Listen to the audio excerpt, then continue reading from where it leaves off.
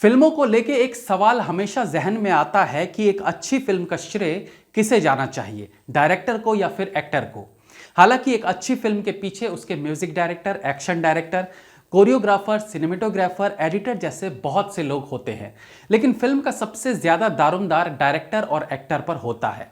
इसके लिए सबसे अच्छा एग्जाम्पल रहेगा भोजपुरी फिल्में और बिहार के एक्टर्स। एक तरफ जहां भोजपुरी फिल्म इंडस्ट्री अपने अश्लील कंटेंट्स के लिए बदनाम है, वहीं दूसरी तरफ बिहार से ऐसे एक्टर्स भी हैं जिन्होंने दुनिया भर में नाम भी कमाया है।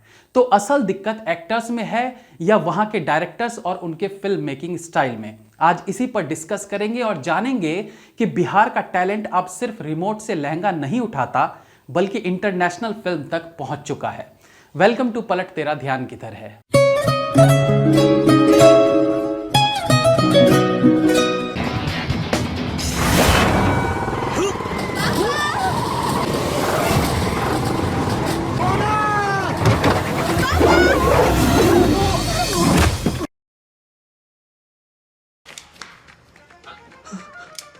देखो बेटा भिंडर, तुम्हें मार नहीं रहे हैं, मुक्त कर रहे हैं। एक फिल्म जब बनती है तो वो केवल लोगों को एंटरटेन नहीं करती बल्कि पूरी दुनिया में अपने देश की छवि को प्रस्तुत करती है। हमारी फिल्मों से दुनिया भर को हमारे देश के बारे में पता चलता है। उसी प्रकार से जब कोई रीजनल लैंग्वेज की फिल्म बनती है तो वो फिल्म भी केवल एंटरटेन नहीं करती बल्कि उस प्रदेश की सोच, वहां के लोगों का रहन सहन, उनकी रुचि को दर्शाता है। ऐसे में एक तरफ जहां डबल मीनिंग सॉन्ग्स और आइटम नंबर्स के बिना भोजपुरी फिल्म नहीं बनती, वहीं दूसरी तरफ कैसे यहीं के एक्टर्स नेशनल और इंटरनेशनल लेवल पर अपने टैलेंट का डंका बजा रहे हैं। अगर भोजपुरी सिनेमा देखने वालों का आंकड़ा निकाला जाए तो यूपी और बिहार के 20% लोग भी भोजपुरी फिल्में नहीं देखते। तो फिर क्या चंद लोगों को खुश करने और उनसे पैसा कमाने के लिए ही ये फिल्में बनाई जाती है? उन फिल्म मेकर्स के टारगेट पर बची हुई 80% जनता क्यों नहीं होती जो अच्छे कंटेंट पर भरोसा करते हैं? जब मनोज बाजपेयी और पंकज त्रिपाठी जैसे एक्टर्स बिहार से होते हुए भी बॉलीवुड के शीर्ष पर स्थान बना चुके हैं तो इसका मतलब टैलेंट की कमी नहीं है बिहारी एक्टर्स में। तो फिर क्यों आज भी वहां के फिल्म मेकर्स वही घिसी पिटी कहानियों पर धड़ल्ले से फिल्म बनाए जा रहे हैं? ये एक बड़ा सवाल है। शत्रुघ्न सिन्हा से लेकर सुशांत सिंह राजपूत और रवि किशन जैसे एक्टर्स ने अपनी एक्टिंग से देश भर के लोगों को अपना फैन बनाया है। तो फिर क्या निरहुआ या खेसारी लाल या पवन सिंह जैसे एक्टर्स अब भी चोली में एसी और लहंगे में कूलर तक ही सीमित हैं? बिहार का ही एक्टर ध्रुव वर्मा कैसे पहली इंटरनेशनल इंडो पॉलिश फिल्म का हिस्सा बन जाता है और क्यों भोजपुरी स्टार्स रीजनल सिनेमा से बॉलीवुड तक का सफर भी नहीं कर पाते हैं?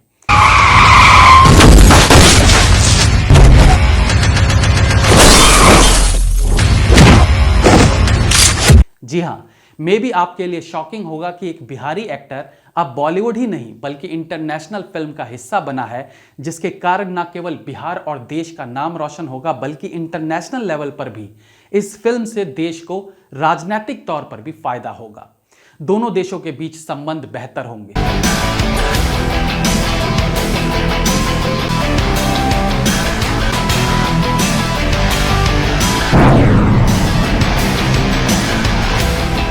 अब क्योंकि इस फिल्म का 80% हिस्सा पोलैंड में शूट हुआ है तो दोनों देशों के बीच संबंध भी बेहतर होंगे। सब जानते हैं कि राज कपूर की रशिया में किस तरह की फैन फॉलोइंग थी। वहां के लोग उनके लिए वैसे ही पागल थे जैसे हमारे देश में एक टाइम में राजेश खन्ना के लिए लोगों का प्यार बरसता था। बताया जाता है कि एक बार जब राज कपूर रूस गए थे तो एयरपोर्ट से जब वो टैक्सी में बैठे तो उनकी टैक्सी हिल नहीं पा रही थी क्योंकि उनकी कार को चारों तरफ से वहां के लोगों ने घेर लिया था। रशिया में उनके इतने फैंस थे कि वहां के बड़े अधिकारी तक कई फंक्शंस में राज कपूर की फिल्मों के गाने हिंदी में गाया करते थे। राज कपूर ने अपनी फिल्में रशिया में शूट की, वहां की खूबसूरती को पर्दे पर लाए, वहां के एक्टर्स को अपनी फिल्म मेरा नाम जोकर में हिस्सा बनाया, जिसके कारण रशिया और भारत के राजनीतिक संबंधों में भी मजबूती आई थी। लेकिन भोजपुरी फिल्म इंडस्ट्री अपने देश को तो इंटरनेशनल लेवल पर क्या ख्याति दिलाएगी, खुद अपने ही देश में गलत छवि बना रही है।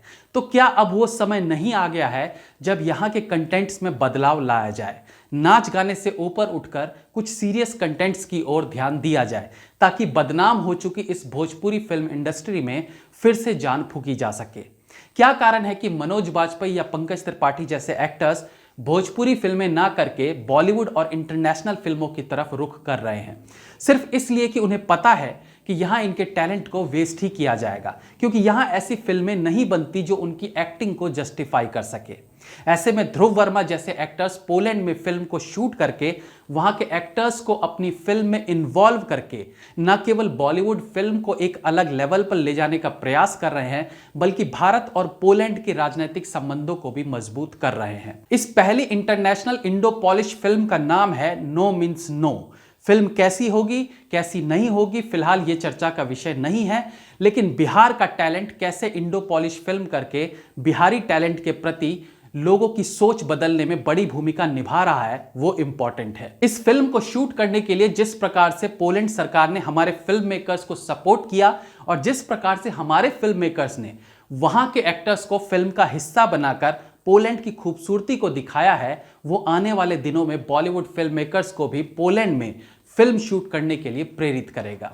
इसमें कोई शक नहीं है कि फिल्म के लिए बजट एक इंपॉर्टेंट रोल प्ले करता है और भोजपुरी फिल्मों का बजट कम होता है, लेकिन इस बात से भी इनकार नहीं किया जा सकता कि अच्छा कंटेंट कभी भी बजट का मोहताज नहीं होता है, जिसका एक एग्जाम्पल है गैंग्स ऑफ वासेपुर। डॉक्टर, हमारे बेटे को 2 गोली लगी है, इसको देखो। बेटा कहाँ है? अरे ये रहा। ये तो खड़ा है। तेरी माँ का डॉक्टर मारू। इस फिल्म का बजट भी केवल 5 करोड़ था, जितने में एक आम भोजपुरी फिल्म में आजकल बनती है। Indo Polish film no means no भी बजट के कारण इंटरनेशनल फिल्म का हिस्सा नहीं बनी है। हाँ, ये जरूर है कि फिल्म 100 करोड़ के बजट की दिखती जरूर है, लेकिन असल में फिल्म मेकर्स ने अपने कंसेप्ट को पोलैंड सरकार से डिस्कस किया, वहां के एक्टर्स को फिल्म में जगह दी, जिसके बदले वहां की सरकार ने फिल्म मेकर्स को बहुत सी चीजों से हेल्प की, जिसके कारण ये महंगी दिखने वाली फिल्म एक डिसेंट अमाउंट में बना ली गई थी।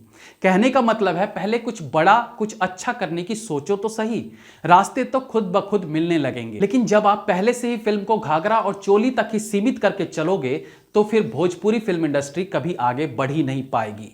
नो मीन्स नो फिल्म के एक्शन सीक्वेंसेस के लिए ध्रुव वर्मा ने स्टीव सेगाल से मार्शल आर्ट्स की महीनों तक ट्रेनिंग ली है, तब कहीं जाकर बर्फीले पहाड़ों पर खतरनाक एक्शन सीन्स को परफॉर्म किया है। फिल्म में गुलशन ग्रोवर एक अहम भूमिका में दिखेंगे और ये फिल्म हिंदी, इंग्लिश के अलावा पॉलिश लैंग्वेज में भी रिलीज होगी।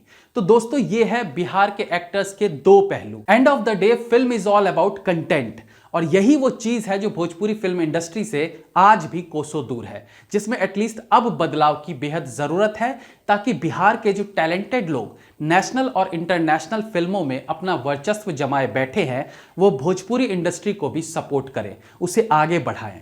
ये वीडियो आपको कैसी लगी और आप बिहार के आर्टिस्ट के इन 2 रूप को कैसे देखते हैं, हमें कमेंट सेक्शन में जरूर बताइएगा। That's all for today, friends. Please like, comment, share and subscribe the channel if you like the video. Like me on Facebook, links are in the description. Be safe, have fun.